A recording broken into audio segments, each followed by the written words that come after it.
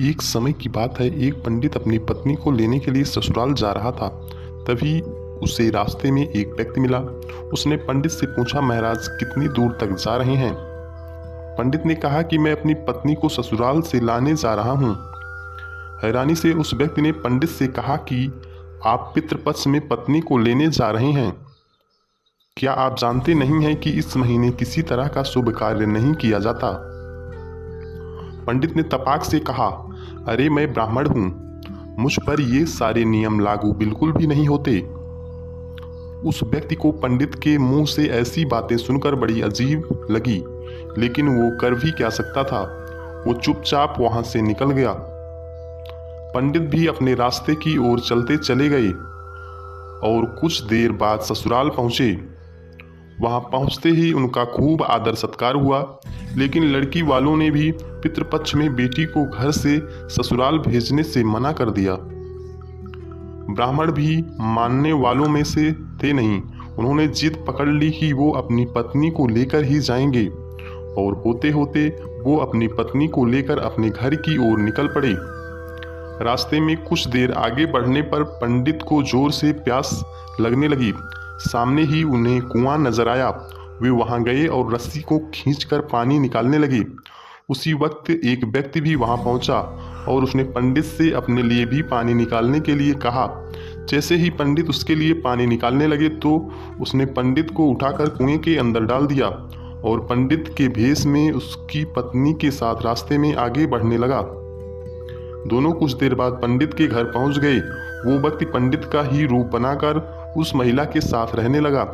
ऐसा होते होते तकरीबन 3 महीने बीत गए, लेकिन पंडित अभी भी कुएं में ही फंसे थे। कुछ दिनों बाद उसी कुएं के पास में एक व्यक्ति अपने बैल लेकर गुजर रहा था।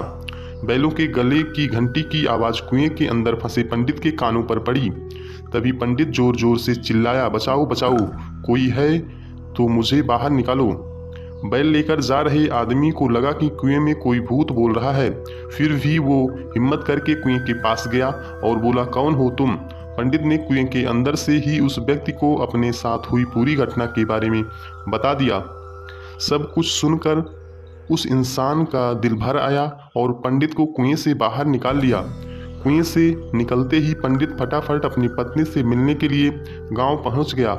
वहां जाते ही उसे पता चला कि उसी के भेष में एक इंसान गांव में रह रहा है। पंडित ने अपने पिता को बताया कि मैं आपका असली बेटा हूं।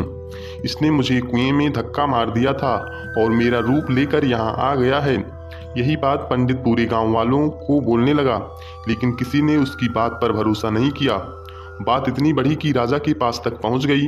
राजा ने पूरा मामला सुनने के बाद एक बड़ा सा चबूतरा बनवाकर पूरे राज्य के लोगों को बुलवाया।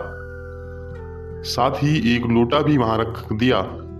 जब सभी लोग वहां पहुंच गए तो राजा ने दोनों से पूछा, तुम में से असली पंडित कौन है? जवाब में दोनों ने कहा, मैं असली हूँ, मैं असली हूँ।